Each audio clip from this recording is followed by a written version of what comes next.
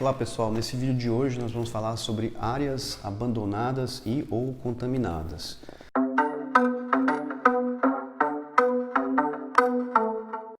A gente está nesse projeto de comparar o Plano de Desenvolvimento Sustentável da cidade de Nova York com um Plano de Desenvolvimento Sustentável para o município de Ubajara. Eu sempre, em minhas palestras e treinamentos, eu sempre encontro pessoas que dizem: por que você fala tanto lá de fora, né? Fala tanto lá da Europa, fala tanto lá dos Estados Unidos, vamos falar daqui. E é interessante porque, infelizmente, a grande maioria da população brasileira ainda não tem condições de ir lá fora, ver como é que é uma cidadezinha no interior da Alemanha, no interior da França, no interior da Austrália, nos Estados Unidos, porque se tivesse a oportunidade, você ia ver um outro mundo. É impressionante, é instantâneo. Na hora que você sai na rua, você fala: caramba, olha só, então isso é uma calçada, isso é um parque, isso é uma casa normal que eles moram aqui. Então, é muito interessante a gente ver que qual seria a diferença do nova-iorquino para o bajarense, por exemplo. Ele é melhor do que o bajarense? Ele é mais inteligente? Ele é mais culto? Ele é o quê? Né? Por que algumas cidades são tão mais bem desenvolvidas do que outras? E é interessante quando a gente vai lá fora, que a gente pega esses exemplos de um ângulo para um banco, onde você vai para uma praça e se senta, e você fala: caramba, esse banco aqui eu consigo fazer lá em Ubajara. Basta ir num cara que trabalha com ferro, com solda, eu dou o ângulo lá, o cara fura, faz a peça, vou num cara que trabalha com madeira e fala: cara, eu quero umas madeirinhas aqui curvadas, eu faço um banco perfeito, em que os ângulos dele faz com que qualquer pessoa, principalmente uma pessoa cansada, vai sentar nesse banco e dizer: então, por que é tão difícil ter um banco, né? Se a gente pudesse fazer uma comparação aqui com o Ubajara, por exemplo, né, a questão dos bancos, eu acho que, exceto os bancos que são de concreto, que já vem numa forma, né, aqueles bancos de praça de concreto, que já vem uma forma minimamente confortável, todos os outros bancos são terríveis. Agora, por exemplo, houve uma reforma lá na rodoviária, né, que é um prédio lindo de Ubajara, numa localização super bonita também, ventilado. Eu gosto muito daquele prédio, com várias pequenas lojinhas, né, que seriam os pontos dos ônibus, né, das empresas de ônibus, que hoje se limitou a poucas empresas, mas é um local com um espaço físico pronto, né, tem uns segundos, alguns andares superiores que também tem uma vista muito boa, que inclusive eu acho que são administrados por secretarias da prefeitura. É uma secretaria massa, né? É um lugar massa para você ser secretário, porque tem mesas, tem sala de reunião, é legal, o espaço é muito legal. Porém, né, houve uma reforma nos banheiros, né, que estava desde quando eu estou em Ubajara, 18 anos, aqueles banheiros eram horrorosos, né? Então a gente vai se acostumando com um banheiro horroroso. Isso está errado. Isso está errado. O banheiro tem que ser bem bacaninha, mesmo que você tenha que pagar 50 centavos para usar. Mas ele tem que estar bem arrumadinho, porque é uma criança que vai. E voltando a falar de bancos, né? Foram instalados alguns bancos ali. Eu achei legal quando falei: olha, legal, colocaram os bancos, deixa eu sentar nos bancos. E eu viajo para Fortaleza uma vez por semana, às vezes 2 vezes por mês.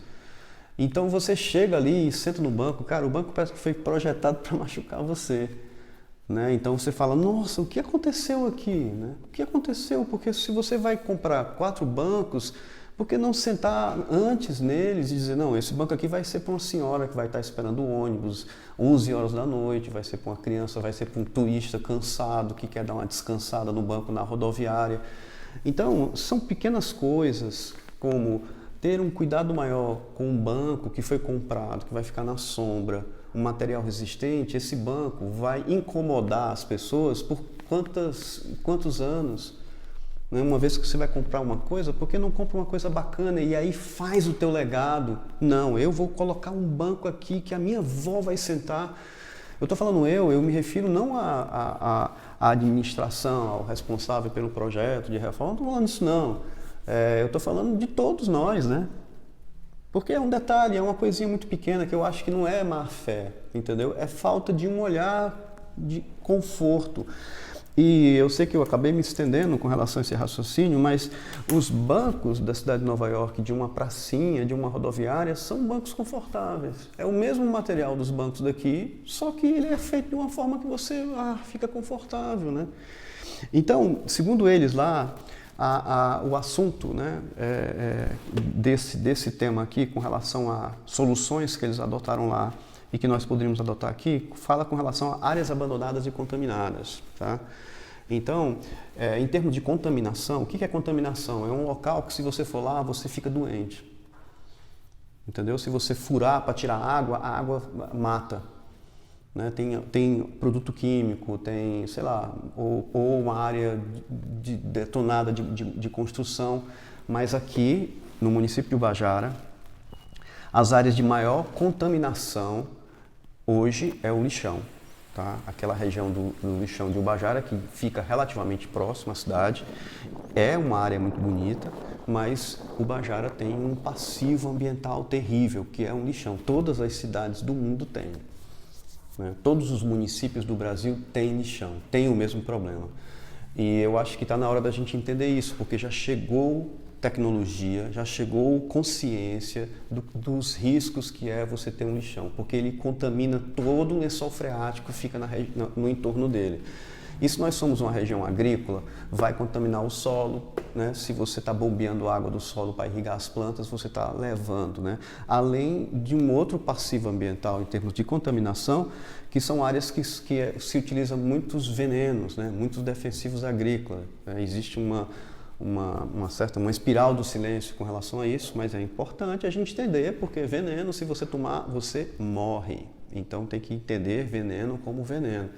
Então são essas áreas que geram contaminação. Então qual foi a sacada que eles falaram lá? São 3 ações, né? Desenvolver programas de acelerar a limpeza dessas áreas contaminadas e redesenvolvimento. Então como é que a gente acelera, como é que o Ubajara poderia acelerar o processo de acabar com o lixão, por exemplo, né? Então, para acabar com o lixão, é importante a população entender a questão da reciclagem, da separação do lixo dentro de casa.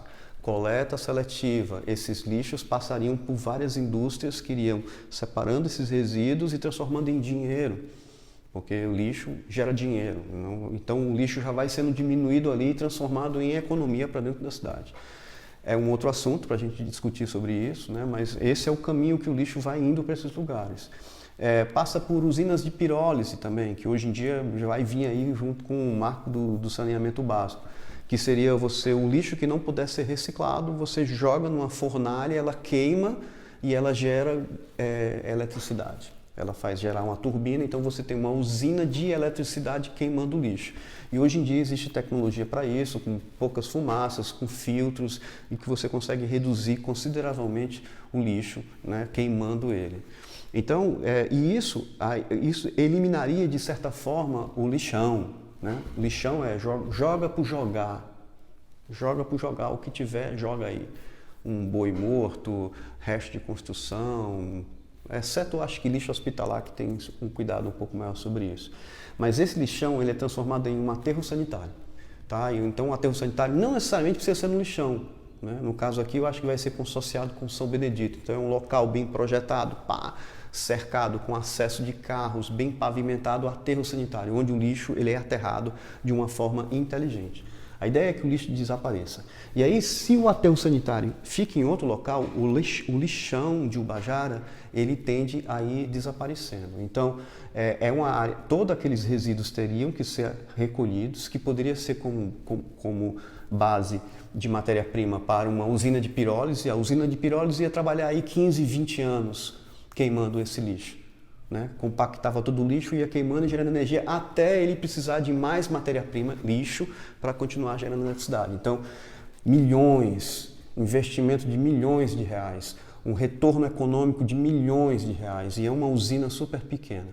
E aí, voltando à questão e o espaço, né? Estamos falando do lixão. Se você hoje for no lixão de Ubajara, eu particularmente acho um lugar lindo. Lindo, estradas acessíveis, é uma área de palmeiras enormes. Então, assim, se aquela área do lixão ali fosse pensado em descontaminar tudo, tira o lixo, dá um destino correto e transforma aquela área num parque, que isso é uma coisa muito comum, você transformar lixões em parques. Existem muitos exemplos no mundo que isso deu certo, né? Posso trazer para vocês aqui, se vocês quiserem, inclusive Nova York fez todo um bairro sustentável em cima de uma área de lixo, né? E então, se você transforma o lixão de Ubajara em um parque, então você passa a ter mais um parque. O que é um parque? É um local que você vai de carro, tem um estacionamento bacana na sombra, tem brinquedos para criança, tem informação, tem passeios dentro do parque, tem fiscalização, tem jardinagem, tem policiamento. Isso é um parque. Tem pessoas, famílias andando no parque, então você vai para lá e você tem um parque. Como diz aqui no Ceará, seria um plus a mais, né? Você teria mais um parque público para utilizar. E toda a área em torno desse parque, que hoje não vale nada, porque está cercada por lixo e contaminada por churume, essa área pode ser transformada num bairro sustentável, num bairro inteligente. Porque a cidade precisa crescer e o ideal é que a cidade não cresça para cima das florestas, ela cresça para cima do cerrado. E essas áreas elas podem ser revitalizadas dessa forma, tá? Então isso é só... eu não sei se vocês acham que isso é ficção científica, se isso é uma coisa do outro mundo. Eu particularmente acho perfeitamente viável. A cidade vai crescer, vai precisar se expandir, vai precisar de novos bairros. E ou a gente planeja bairros inteligentes através de leis que obrigam que todos os bairros respeitem calçadas, espaços, ou nós vamos ter muitas favelas sujas sendo instaladas em todos os lugares aqui do município, e isso não é bom para ninguém, tá? Eu sou Ávila Capibaribe, eu sou pré-candidato a vereador aqui pelo município de Ubajara.